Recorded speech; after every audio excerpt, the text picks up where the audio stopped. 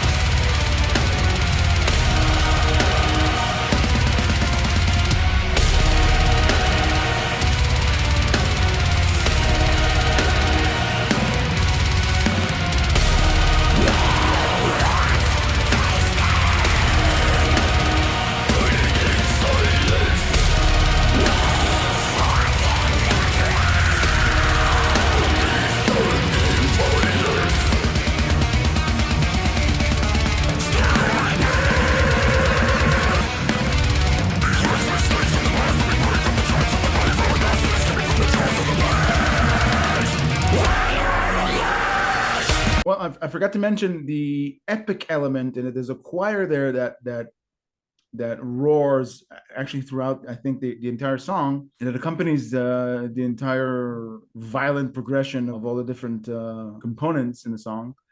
And I'm loving it. I love the epic element in it. With the choir in the background, it kind of made me think about what it would feel like if I were to die and go to hell and be dropped down into hell. That would probably be the song that will accompany me in my flight down.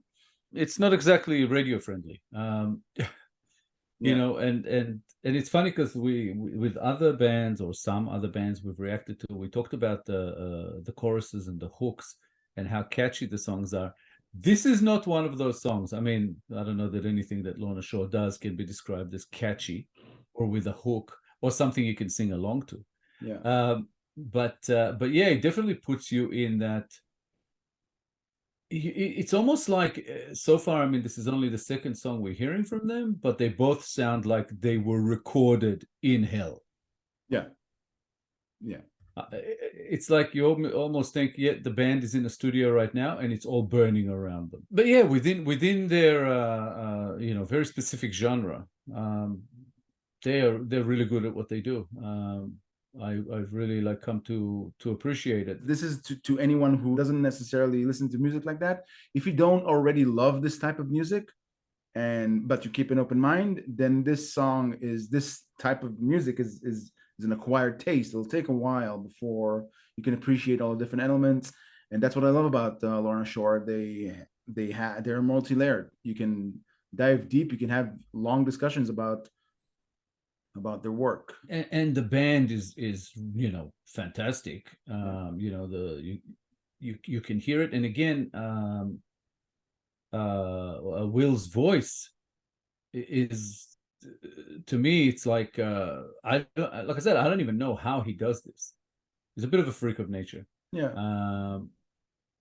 So there's just we have a lot of respect for them and what they do and how well they do it. Yeah, it's like he's possessed by a demon who can also sing.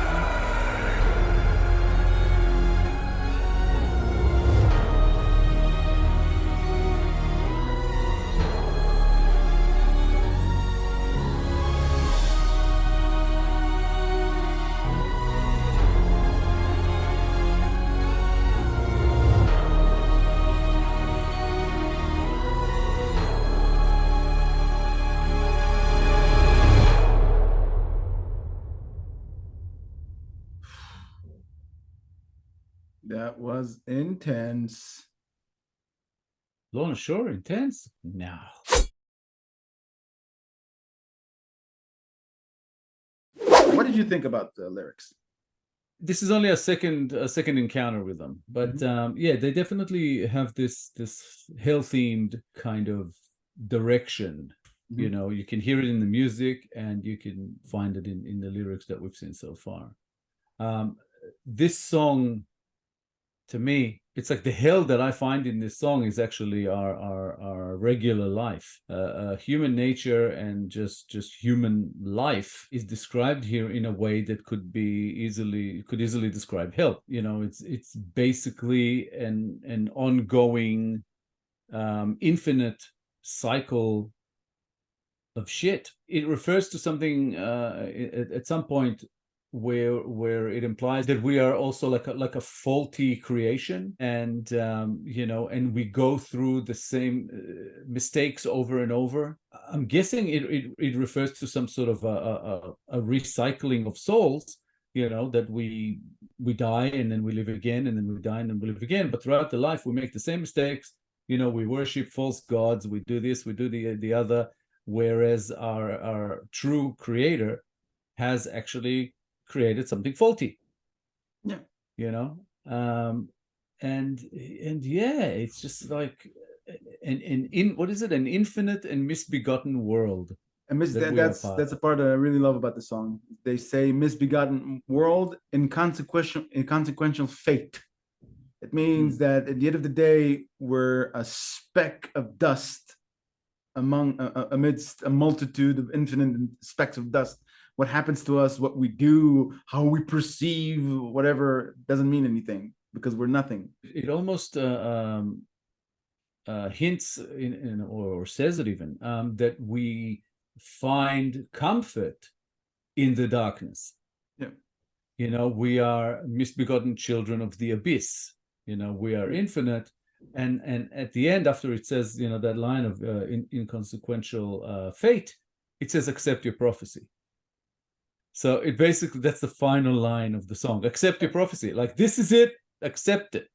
Yep. We will. It's from a personal standpoint, to me, it talks about the fact that people who search for answers that we will never find. Yeah. You know, why worry about accept. it? Yeah. Yeah. Just accept. It is what it is. Yeah. A lesson in suffering. There's something else in there. From the carcass of a dead star to the darkness of a blackened heart. I'm not sure what it means, but the relation between those two lines, a carcass of a dead star, means that it is something that once had life in it, something that it's a miracle on itself in itself, because there's a multitude of stars, and there's a star that had life in it, and now all that's left is the carcass. To the darkness of a blackened heart. The fact that there was a heart in the first place means that there was a chance for something good, but a blackened heart, meaning it didn't work out. Darkness comes out of it. It's kind of a sad notion to think about. Yeah, that there was a chance, but now there isn't. Yeah. Yeah. If I had to describe the meaning of the whole song in one word, it would probably be futility. It kind of says that it's all futile. You know, this is what our existence is, and we should kind of accept it. And that's kind of where we find solace. That this is it. This is what we have and to deal with, and that's what we deal with. I agree. There is some criticism here of you know, of God or of a creator. Flawed by design, we were born to die again and again. Mindless creations, malfeasance of the Father. So basically, the pray to imitation gods. The Father, the God who created us, created a faulty design. We are flawed by design. Yep. And basically left to exist, you know, in this futility. Extremely dark. Extremely, yeah. It's like they're saying, in so many words, the apocalypse is coming, and what you said, that's the solace. That's where the solace comes from. You know that this is going to end, and at least after it all ends, there will be the darkness, or subsequently the quiet, the silence after that, and there's something calming in that. There'll be no more drama and no more fear. I actually don't think it says that, because it says that there's no apocalypse. Like once an end comes and we die, we get born again and we go through the same thing over and over and over and over again. You know, it says we are infinite.